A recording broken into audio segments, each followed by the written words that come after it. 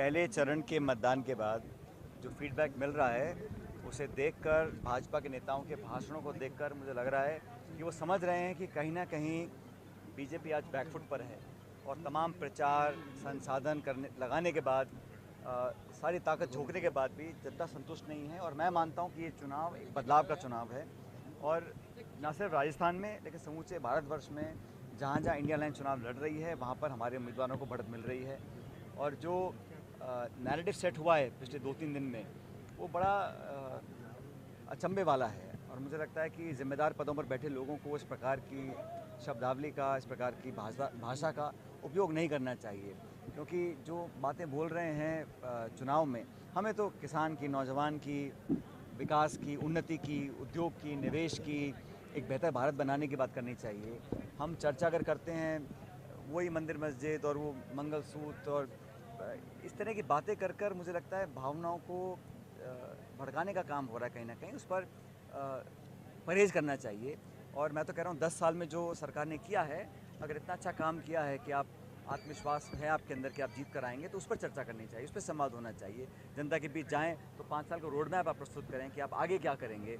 जैसे मैंने पहले कहा, खुद 10 साल सरकार हो गए, अब 5 साल और मांग रहे हैं, खुद के लिए 15 साल।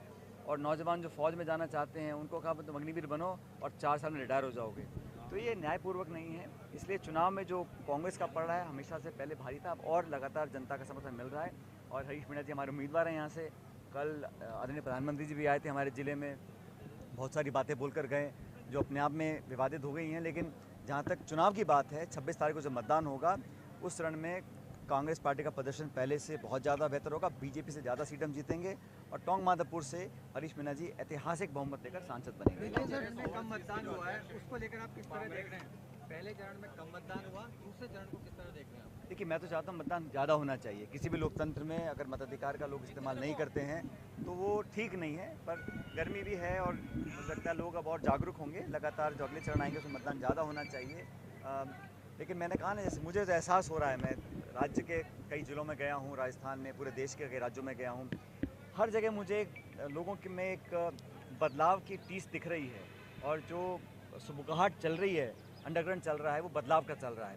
और इसके चलते मुझे लगता है कि भाजपा जो दावे करती थी उससे बहुत पीछे रह जाएंगे। देखिए, भाजपा प्रत्याशियों की जिस तरह की बयानबाजी टोंक सवाई माधोपुर में सुनने को, देखने को मिल रही है। कल एक दलित की बारात को रोका गया, बड़ा बवाल हंगामा हुआ। देखिए, किसी के साथ भी अगर अन्याय होता है तो मैं तो उसको कभी कंडोन नहीं कर सकता हूँ। और कोई भी व्यक्ति हो, कोई जाति, बिरादरी, धर्म, समाज हो, किसी के साथ अगर कानून का उल्लंघन होता है, शोषण होता है, पीड़ा दी जाती है तो हम उसका विरोध करते हैं। सरकार, प्रशासन की जिम्मेदारी है कि न्याय मिलना चाहिए और बिना पक्षपात के, बिना भेदभाव के मिलना चाहिए। भाजपा के नेताओं ने नारा जारी कर रखा है कि जो राम को लाए हम उनको लाएंगे, इस तरह पे वोट मांगा जा रहा है। जो राम को लाए हम उनको लाएंगे, ये वो तो मैं कह रहा हूँ, धर्म के नाम पर वोट मांगना राजनीति में कितना सही है। धर्म किस व्यक्ति का क्या है वो उसके व्यक्तिगत उसका एक निर्णय होता है। क्या किसकी पूजा करता है, किसके भजन गाता है, किसका व्रत रखता है, क्या खाता है, क्या पहनता है, उससे राजनीतिक जो पद पे लोग हैं, संविधान से देश चलता है। उस संविधान की रक्षा करना, उस संविधान के मूल्यों को बनाए रखना, ये हम सबकी जिम्मेदारी है।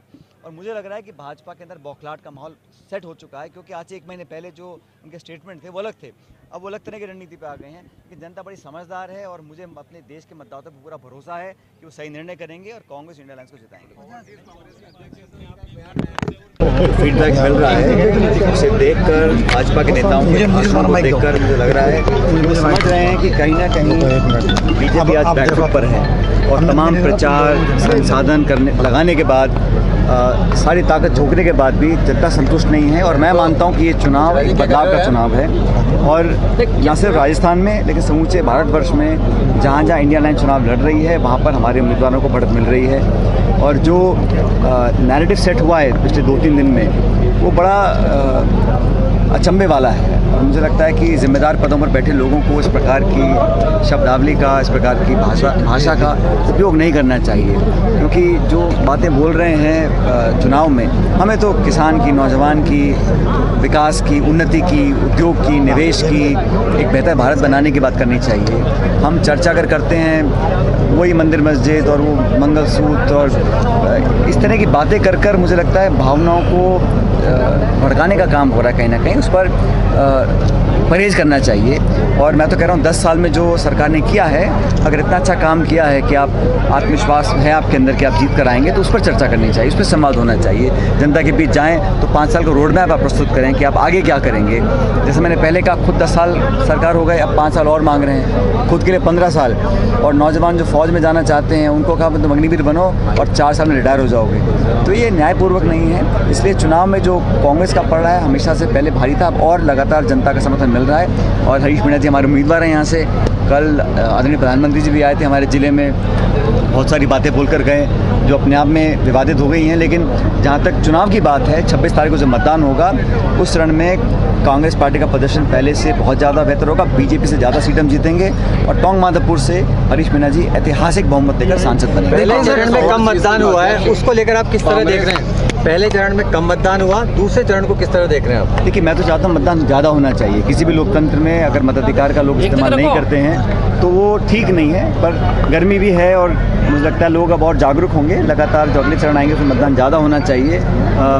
लेकिन मैंने कहा ना, जैसे मुझे तो एहसास हो रहा है, मैं राज्य के कई ज़िलों में गया हूँ, राजस्थान में, पूरे देश के कई राज्यों में गया हूँ, हर जगह मुझे लोगों की में एक बदलाव की टीस दिख रही है। और जो सुगबुगाहट चल रही है, अंडरग्राउंड चल रहा है, वो बदलाव का चल रहा है। और इसके चलते मुझे लगता है कि भाजपा जो दावे करती थी उससे बहुत पीछे रह जाएंगे। देखिए, भाजपा प्रत्याशियों की जिस तरह की बयानबाजी टोंक सवाई माधोपुर में सुनने को देखने को मिल रही है, कल एक दलित की बारात को रोका गया, बड़ा बवाल हंगामा हुआ, किस तरह? देखिए, किसी के साथ भी अगर अन्याय होता है मैं तो उसको कभी कंडोन नहीं कर सकता हूँ। और कोई भी व्यक्ति हो, कोई जाति, बिरादरी, धर्म, समाज हो, किसी के साथ अगर कानून का उल्लंघन होता है, शोषण होता है, पीड़ा दी जाती है तो हम उसका विरोध करते हैं। सरकार, प्रशासन की जिम्मेदारी है कि न्याय मिलना चाहिए और बिना पक्षपात के, बिना भेदभाव के मिलना चाहिए। भाजपा के नेताओं ने नारा जारी कर रखा है कि जो राम को लाए हम उनको लाएंगे, इस तरह पे वोट मांगा जा रहा है। जो राम को लाए हम उनको लाएंगे, ये नारा। तो मैं कह रहा हूँ, धर्म के नाम पर वोट मांगना राजनीति में कितना सही है। धर्म किस व्यक्ति का क्या है वो उसके